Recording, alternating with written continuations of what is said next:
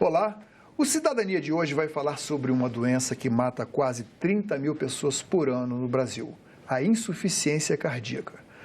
Ela ocorre quando o coração se torna incapaz de bombear a quantidade de sangue suficiente para levar nutrientes e oxigênio para o corpo. A insuficiência cardíaca agride o coração progressivamente e muitas vezes, quando o paciente percebe que algo está errado, pode ser tarde demais, havendo risco de morte. Com frequência, os sintomas impactam a qualidade de vida, como falta de ar, fadiga, retenção de líquidos, além de repetidas internações, nos casos mais graves. Nós conversamos com o Dr. Lucimir Henrique, médico do cardiologista do Hospital do Coração do Distrito Federal. Seja bem-vindo, Dr. Lucimir. Obrigado. O coração ele é comumente comparado com uma bomba. E as veias e artérias, ou seja, o sistema sanguíneo, é como se fosse um encanamento que leva e traz o sangue pelo corpo, do coração para o corpo e vice-versa. Essa comparação nos faz pensar o seguinte: quando essa bomba começa a falhar, qual a razão? Ela perde a força, né? Sim, o coração ele sofre o impacto de cada tipo de manifestação de doenças pelo corpo inteiro. Então, se você tem uma infecção, ela pode machucar o seu coração. Se você tem uma hipertensão, uma pressão alta mal controlada, ela vai machucar seu coração. Se você tem um diabetes e desenvolve um infarto por causa disso, ele vai também machucar seu coração. E esses danos que vão acontecendo no músculo cardíaco, na bomba nossa, vai fazendo com que ela fique cada vez mais deficiente, no sentido de não conseguir bombear a quantidade adequada de sangue. E aí, com isso, a gente entra no quadro de insuficiência cardíaca, que é o resultado final de toda essa situação. Bom, nós preparamos várias artes aqui para que o senhor comentasse, para que o público também tenha ideia das dimensões do problema. A Organização Mundial de Saúde levantou os dados e eles estão aqui. São 26 milhões de pessoas no mundo com insuficiência cardíaca diagnosticada. É possível que haja muito mais que isso. E o que me chamou a atenção nesse dado é que até 2036 nós teremos uma subida de 25% a mais no número de pacientes com insuficiência cardíaca. Por que isso? Por que essa doença está em ascensão, assim, digamos? É uma doença, é uma condição que ela é mais comum com a maioridade. Então, nos idosos ela é mais comum. Quanto mais se vive, maior a probabilidade. Quanto mais se vive, maior a probabilidade de você ter a insuficiência cardíaca. Acontece que com a melhoria das condições de tratamento, com as sobrevivências aos infartos, hoje em dia você facilmente sobrevive a um infarto. E aí, com isso, você deixa de ter tido morte por conta do infarto e acaba tendo uma vida com insuficiência cardíaca. E aí, com o envelhecimento da população, esse número vai aumentando cada vez mais. Outro fator importante é a questão de que essa condição ela é uma complicação de várias situações decorrentes de maus hábitos de vida. Então, assim, pessoas mais jovens estão com hábitos de vidas mais deletérios para a sua saúde. Quer dizer, negativos, né? Mais negativos. Ruins para a saúde. Exatamente. Então, pessoas mais jovens estão com condições ruins de vida, de alimentação, de problemas de sono que não dormem adequadamente, problemas de peso com obesidade, problemas de estresse. Sedentarismo, não faz exercício. Né? E isso precocemente acaba levando a um número maior. E o cigarro também. Né? O cigarro, ele teve uma queda por conta das campanhas e, assim, houve uma diminuição do uso do cigarro em relação à progressão que ele vinha acontecendo. Mas agora existem maneiras, por exemplo, narguilé, esses outros são atrativos para atrair uma população mais jovem que acaba fumando o outro tipo de cigarro. Sim, e gerando esse dano, né? E com isso vai ter um número maior lá na frente. Bom, na arte seguinte nós vamos ter uma ideia do número de pessoas que têm insuficiência cardíaca aqui no Brasil, além das implicações decorrentes disso. São nada menos que 2.800.000 brasileiros. Isso se repercute em 219 mil internações e 100 mil novos casos por ano. Temos 28 mil óbitos, tivemos em 2016 28 mil óbitos, e uma estimativa diz que os gastos anuais, aí a fonte é o SUS, 22 bilhões de reais, ou qualquer coisa, quando o país está numa situação difícil na economia, você pensa em 22 bilhões de gastos anuais, seria algo que talvez nos fizesse pensar em mudar de hábitos para prevenir a insuficiência cardíaca. Qual o comentário que o senhor faria em cima desse gráfico? Esse gráfico é muito rico, ele merece vários comentários. Pois não. Um dos primeiros comentários é a questão, como o número de pessoas com insuficiência cardíaca vem em consequência dessas complicações que a gente já falou das outras doenças, esse número de 2.800.000 brasileiros com insuficiência cardíaca são essas pessoas com uma falência da sua bomba, o seu coração não bombeia. Então ele fica fadigado, cansado, não consegue executar mínimas tarefas no dia a dia. Para ele poder compensar essas atividades, muitas vezes não consegue acesso ao médico e acaba internando, e aí o número de internações aumenta. É um caso mais complicado e ele fica internado por mais tempo. Essa internação prolongada gera custos maiores, custos que vão ser direto, esse impacto maior vai ser para o Estado com relação à questão de manter essas internações. Quanto mais ele interna, mais grave fica a doença e maior a mortalidade. E um dado que não está aqui no gráfico, mas que é importante, é que cerca de 10% de todos os casos de insuficiência cardíaca no mundo estão aqui no Brasil, ocorrem aqui no Brasil. Olha, se a gente pensar que o mundo tem 7 bilhões aproximadamente de habitantes, nós vamos ver que a proporção aqui no Brasil é muito maior do que nos outros países. A que o senhor atribui isso? Nós, aqui no Brasil, nós assimilamos muitas vezes hábitos negativos dos outros países. Então, é muito comum você ver pessoas comendo comidas de fast food, que são aqueles sanduíches, aquelas coisas mais rápidas, e ao invés de fazer uma refeição adequada. E isso vai trazer transtornos e, com isso, a questão da insuficiência cardíaca, né? Bom, essas questões, no nosso país emergente, a gente acaba refletindo, né, um número maior de doentes, de pessoas com condições de insuficiência cardíaca do que, por exemplo, nos Estados Unidos, do que, por exemplo, até mesmo na Europa, né? E se a gente pensar na proporção de pacientes, um em cada 100 pacientes morre por ano dos portadores. Então, já é bastante coisa. Não Essa mortalidade é muito alta da insuficiência cardíaca. Quando você dá o diagnóstico para uma pessoa com insuficiência cardíaca, se a gente colocar tudo na mesma situação, vamos dizer assim, quando você dá o diagnóstico, aquela pessoa ela vai ter um prazo de vida de aproximadamente 5 anos. Em 5 anos, metade dos seus pacientes com insuficiência cardíaca estarão com óbito. Sabe o que é impressionante? Eu vou chamar agora a arte número 3, que aqui no Brasil, outro dado da Organização Mundial de Saúde.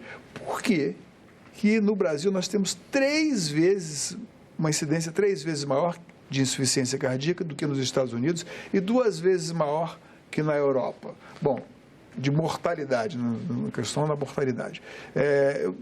Onde é que estamos falhando aqui ou a que se atribui isso? Eu atribuo diretamente a questão do acesso à saúde, né? Por ser uma doença que tem um estigma muito grave, ela é uma doença que ela é tão grave quanto, por exemplo, um câncer, em termos de mortalidade. Ela mata mais do que a maioria dos tipos de câncer. Mata mais do que câncer de mama, mata mais do que outros tipos de câncer, como câncer de intestino. E ela não é tratada dessa forma pelas autoridades. Ou seja, o serviço de saúde, às vezes, não está preparado para receber esse paciente e identificar que aquele paciente que interna, muitas vezes, é o paciente que vai morrer com mais facilidade. E esse paciente, ele só interna porque ele não tem acesso ao tratamento adequado. Essa é uma das condições. Quais são os principais sintomas? Daqui a pouco a gente vai falar das causas, o que pode lesar o músculo cardíaco e fazer com que essa bomba não seja competente para distribuir o sangue. Mas, enfim, quais são os principais sintomas e que cuidados as pessoas devem tomar para identificar isso? Porque, às vezes, como eu disse lá no começo, quando você nota que está com insuficiência cardíaca, já é tarde demais, né? Quais são os sintomas principais? Como é uma doença que ela acomete mais as pessoas com mais idade, muitas vezes atribui-se à questão da idade, algumas limitações que ela proporciona. Por exemplo, o paciente começa a não conseguir mais caminhar o que ele caminhava antes. Andava 500 metros de boa, agora ele anda 300, anda 200 metros e já não consegue mais. Fica com dificuldade de respirar. Ele atribui a idade, a minha idade chegando. E, na verdade, é o coração entrando em falência. Ele começa a ter pequenos inchaços nas pernas. Esse inchaço nas pernas é outro sinal de alerta que a pessoa deve perceber que pode estar com um problema no coração. Outra situação é levantar várias vezes na madrugada para urinar.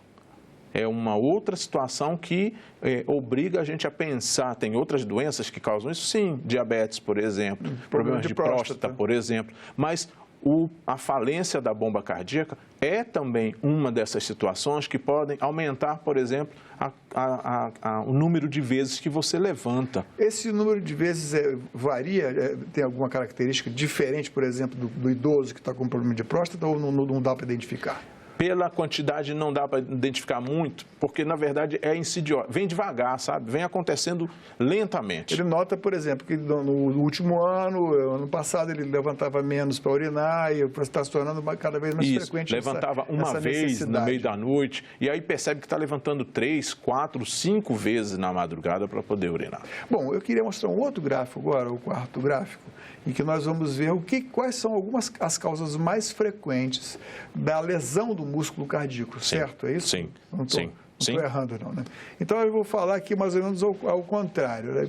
A insuficiência renal crônica, ou seja, o rim não está filtrando o suficiente, é isso? Isso. A doença renal crônica, ela também é uma doença terminal, é uma doença onde o rim já está no fim do seu funcionamento. Mas, doutor, eu noto aqui, desconfio que quando se vê a hipertensão arterial com 70% dos casos e a insuficiência renal crônica como responsável em 24% dos casos pela insuficiência cardíaca, parece que é quase que um sistema que se retroalimenta, porque a insuficiência renal, ela leva à hipertensão arterial, tanto quanto a hipertensão arterial também causa insuficiência renal crônica, não? Sim, você está certo, é isso mesmo.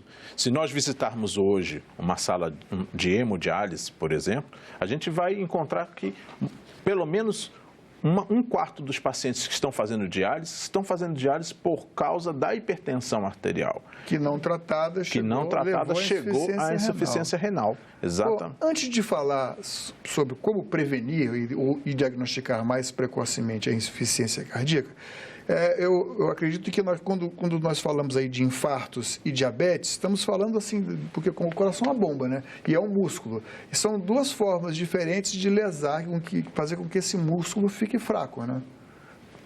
O infarto, ele causa aquela lesão mais aguda. Aquela lesão, pedacinho do músculo morre. Um pedacinho que morre e vira uma cicatriz e que não contrai. E aí é um pedaço de uma bomba que tem que contrair e que não funciona mais aquele pedaço. E no caso do diabetes? No caso do diabetes, é uma doença que hoje o diabetes é entendido como uma inflamação dos vasos sanguíneos de uma maneira generalizada, inclusive as coronárias. Então, ele vai maltratando a circulação interna do coração, prejudicando a circulação adequada para aquele território de músculo que vai sacrificando individualmente. Perde a força de contração como um todo. Como um todo, vai perdendo de uma maneira generalizada. A insuficiência cardíaca, ela é tratável? Até que ponto a pessoa pode levar uma vida normal? Quais são as limitações? O ideal é não chegar a esse ponto, é tentar prevenir atacando justamente esses fatores iniciais. Mas se você chegou na condição de insuficiência cardíaca, é plenamente tratável. Hoje em dia, nós temos nossas diretrizes que orientam o tratamento adequado da insuficiência cardíaca. Existe uma espécie de gradação, de classificação da gravidade de cada insuficiência, de cada tipo de insuficiência cardíaca? Sim. Você poderia explicar? Existem determinados tipos de apresentação clínica da insuficiência cardíaca, onde a gente classifica em graus, em degraus, vamos dizer assim, onde maior o degrau, maior a gravidade dessa situação, dessa condição. Quantos degraus são esses? 4 a 5 degraus, né? Então, assim, no primeiro degrau, que a gente classifica como tipo A, é aquela pessoa que já breve, tem... né? Leve. Que leve, já tem o dano, está ali com a bomba danificada, mas ela não manifesta nenhum sintoma, sabe? Não sente, e não, é quase que sempre diagnosticado, então, por acaso. Né? Por acaso que se encontra um coração aumentado de tamanho ou uma situação de enfraquecimento do coração, mas o corpo se adaptou àquilo, porque é uma máquina dinâmica. Nós estamos falando da bomba, mas todo o corpo funciona em função daquela bomba. E aí, com isso, há mecanismos de adaptação. E essa adaptação vai proporcionando com que a pessoa, vamos dizer assim, sobreviva com aquela situação sem ter grandes sintomas. Bom, o lógico é que o diagnóstico seja feito o mais breve possível para que o médico possa intervir. Né? Então, a partir de que idade a insuficiência seria recomendável que fosse feito um exame periódico para detectar a insuficiência cardíaca? A partir dos 40 anos, né, aquela idade mágica, 40 anos, você já tem que começar também, a fazer... entre aspas, idade perigosa. Assim. A idade perigosa, né? Você tem que começar a investigar para evitar situações como diabetes, hipertensão, e aí com isso já prevenir situações futuras de infarto, AVCs e tal, e inclusive a insuficiência cardíaca. É recomendável que seja feito um check-up anual? É recomendável que seja feito um check-up anual. Você deve visitar regularmente o seu médico, até antes disso. Lógico que tem situações que podem levar a uma lesão cardíaca relacionadas, por exemplo, a uma virose. Pegou um vírus, mas é uma situação mais excepcional. Bom, falamos do primeiro estágio, que seria insuficiência cardíaca leve. Tá? Qual seria o estágio seguinte? No estágio seguinte, a pessoa já começa a manifestar e ter limitações, ter sintomas de cansaço, inchaço nas pernas, dificuldade para dormir, relacionadas com a doença. É uma situação que muitas vezes ela vai conduzindo sem necessariamente ter que procurar obrigatoriamente o médico na cabeça dela.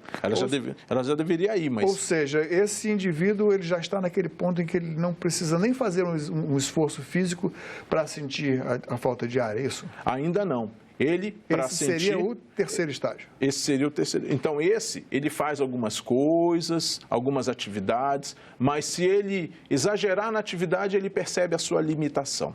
Esse paciente, ele já tem o dano, mas tem sintomas, mas os sintomas realmente só aparecem se ele faz um esforço maior. Então, esforço, por exemplo, com uma relação sexual. Uma relação sexual. Ele pode sentir falta de ar? Sim, vai sentir falta de ar e muitas vezes até interromper. No auge da relação, ele interrompe porque está muito cansado. Esse seria o segundo estágio.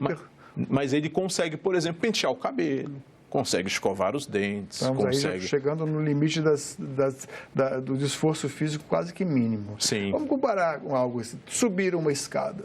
Subir uma escada. É um teste bom para saber. Sim. Se ele sobe mais de 10 degraus de uma vez só, o coração dele, ele está bem, sabe?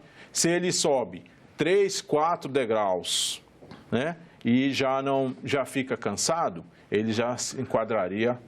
O terceiro estágio, então, já teria algo de incapacitante. O terceiro estágio já tem aquela limitação para os mínimos esforços, sabe? Assim, pequenos esforços já fica cansado. Por exemplo, pentear o cabelo. Por exemplo, pentear o cabelo. Ou ter uma conversa com um amigo. Começa a conversar e já tem que parar porque está cansado, sabe? Mas se ficar quieto, ele não sente o cansaço. E o quarto estágio seria aquele que mesmo em repouso... Mesmo em repouso. Ele já sentiria a falta de ar, os pés já ficariam inchados, sim, não é isso? Sim. Enfim, agora é possível, o tratamento dos casos mais simples, em que é possível ter uma vida normal com insuficiência cardíaca? É possível ter uma vida normal mediante o tratamento. Porque, assim, muitas vezes a pessoa lhe procura pensando que vai tratar durante um período de 1 ano e depois vai parar o tratamento. Não, esse tratamento ele é permanente.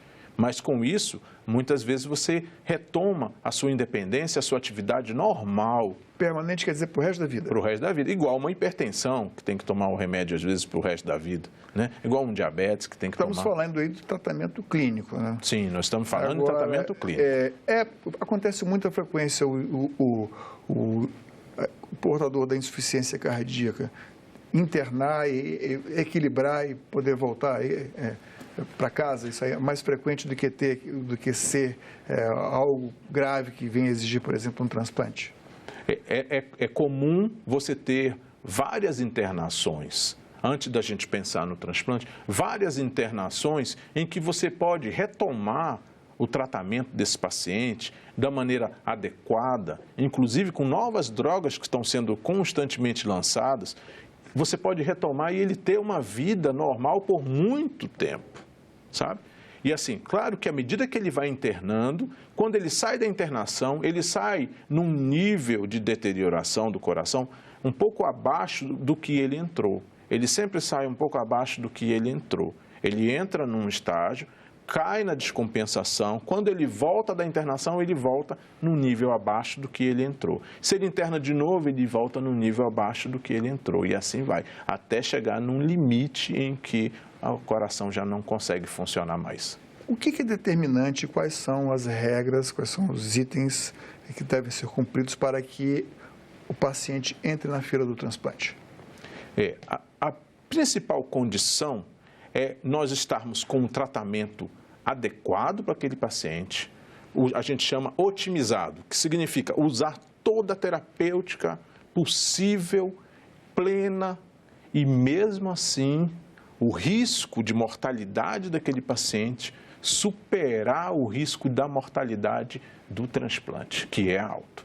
Porque quando a pessoa vai fazer o transplante, o risco de morte do primeiro ano do transplante é muito alto, algo em torno de 80%. E se você tem um risco... Isso em função da causa da indicação do transplante ser insuficiência cardíaca ou não, independente disso?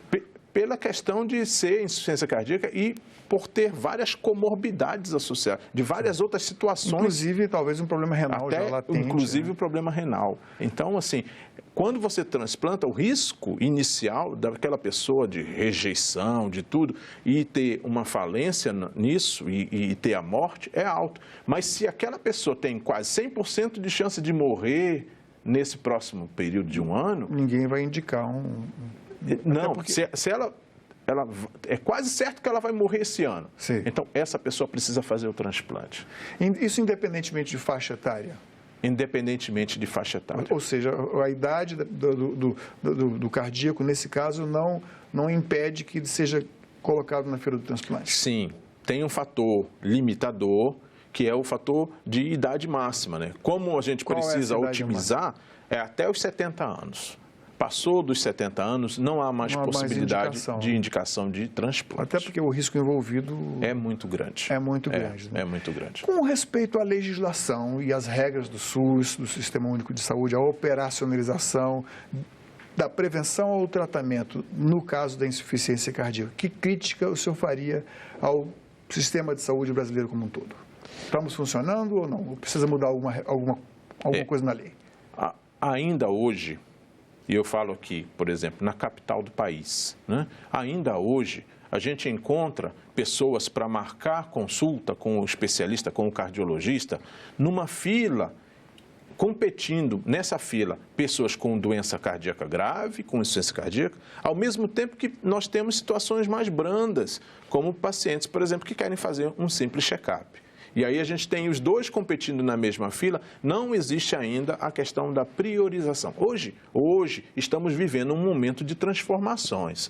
Existe agora um sistema regulador, que já é do Ministério da Saúde, e que tenta priorizar, classificando em níveis hierárquicos de maior gravidade e menor gravidade, priorizando aqueles mais graves para serem atendidos precocemente. É uma mudança, e isso a gente vai ver mais para frente, mas até ontem, vamos dizer assim, não existia isso. É uma crítica, mas que já está se resolvendo. A outra situação é a abordagem dessa questão do paciente com insuficiência cardíaca, que nesse momento fica restrita a alguns centros, quando na verdade nós temos que qualificar e difundir para que evite do paciente sair, por exemplo, de uma cidade para ir se tratar num centro, quando, na verdade, na cidade dele poderia ter uma equipe qualificada mais para poder... apoio, infraestrutura. Isso, e evitaria de ter que se deslocar, de ter que ter uma hospedagem, para poder fazer o seu tratamento em outro local, sabe? Doutor Lucimir, muito obrigado pela sua presença aqui no nosso programa. Tá bom, eu que agradeço, tá? Para rever, baixar ou assistir esse programa, acesse o site senado.leg.br/TV ou então o canal da TV Senado no YouTube, youtube.com/TV Senado. Para fazer um comentário, crítica ou sugestão, ligue grátis para 0800 61 2211. Obrigado pela companhia e até o próximo Cidadania.